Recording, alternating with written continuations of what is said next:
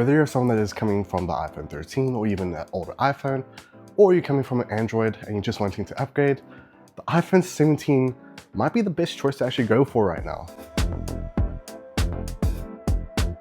Now yes, the iPhone 17 does utilize the A19 Bionic chip, which gives you good performance for mobile gaming, video editing on the phone, or even photo editing, which yes, you can do even 4K video editing, which is insane. And of course, you have more performance when it comes to using Apple Intelligence, but it does have a lot to it. I mean, with the base option including 256 gigabytes of storage, this is a definite steal. Now, something I do want to point out is the design for the iPhone 17.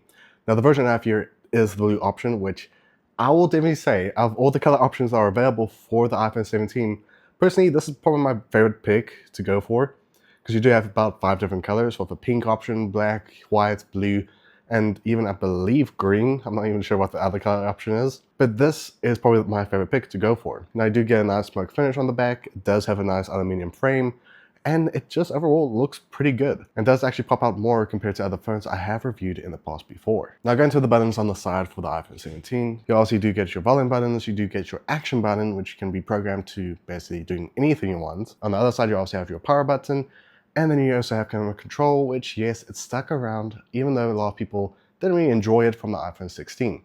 But me personally, I think the camera control is pretty useful, especially if you do plan to use this for content creation or even just standard photos, because you have that extra control, which can be sometimes very useful. At first, you are getting a 6.3-inch Super Retina XDR display that does have ProMotion, which does give you about 120 Hz. And what's nice about the way Apple actually does their displays is they'll only give you that extra hertz when you actually need it, so it does save more battery. Now yes, it does include the dynamic island, which I don't think Apple will get rid of anytime soon. And for those who are wanting to know, you do get the ceramic shield too, which is going to be a lot more stronger than the previous iPhone displays. I do recommend to still get a screen protector for the iPhone 17 because for me personally, I don't trust myself enough for, well, having a phone like this that has a good display. But why not let us actually test out the quality that you can expect when it comes to the display.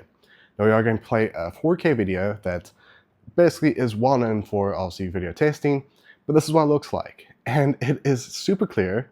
It does show decent blacks and does show decent color. And I mean, it looks pretty good. Now, of course, you can still see the dynamic island on the corner, but it doesn't really affect your peripheral experience. And I mean, if you're someone that's coming from, let's say, the iPhone 13, which does have the notch, it doesn't really affect you too much. But now let's actually talk about something that makes this phone stand out, and that is the camera functions. Now, the camera system on the iPhone 17 is probably where the iPhone 17 stands the most, besides obviously all the performance that you actually do get. Now, of course, let's look at the back cameras. Now, you are getting two 48 megapixel cameras with one main camera and one ultra wide camera. Then obviously the front facing camera is an 18 megapixel camera that does include a new sensor, which is a 121.3 inch sensor, which does give you a new feature that was introduced to the iPhone 17. And that is, well, let's say if you're taking a photo with a group, it will adjust the photo to include everyone because of that extra big sensor. So Apple definitely did step up a lot when it came to the iPhone 17 in terms of camera. But now let's actually test out the camera in terms of quality you can get with photos, videos, and also compare it against the iPhone 13. Now, taking our first photo, it captures so much detail from what we are wanting to capture.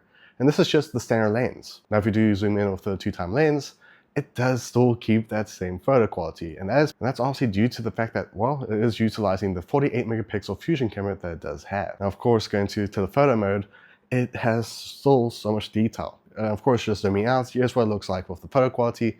It still looks pretty good. But now let's test out the video quality of the iPhone 17. Now, to keep in mind, this is going to be shot in 4K 60 FPS, and here's what it looks like with some B-roll shots of the garden. And it gives you so much quality and it looks super clear. And to also keep in mind, you can also capture at 120 FPS for those who are wanting to get some slow-mo action. So do keep in mind, you have so much control when it comes to these cameras. Okay, so this is the video test on the iPhone 17. And what I noticed is there's actually more control. So I'm recording in horizontal. There's actually a button that allows me to actually switch it to vertical, even though it's not vertical with the phone at all, which is pretty nice and very useful. Especially if you do plan to put this on, let's say, a tripod and record in that way. And obviously this is just to test that this is what it looks like with the vertical option, even though we have the phone in horizontal. And this is obviously due to, well, you have a bigger sensor that allows you to do all these functions in one basically easy use. And just to give you a video idea, this is the iPhone 17 against the iPhone 13. And I'll do say, do keep in mind you can still have more control over the cameras for the iPhone 17. This is just the basic settings, so you can still adjust it even more. But now, do I recommend the iPhone 17 for you to actually go for? Now, if you are someone that wants to get a new phone that can give you good photo quality, video quality, and even give you some good performance, especially if you're wanting to do some mobile gaming, this can definitely deliver a lot. And do keep in mind, this is an $800 phone that does give you some decent specs. But at the end of the day, if you are someone that is wanting to upgrade from Android, or if you're wanting to upgrade from your older iPhone, this will be a good option to go for because it does give you everything you need. But I just hope you guys enjoyed. See you guys next one. Be safe as always, and have a great day onwards.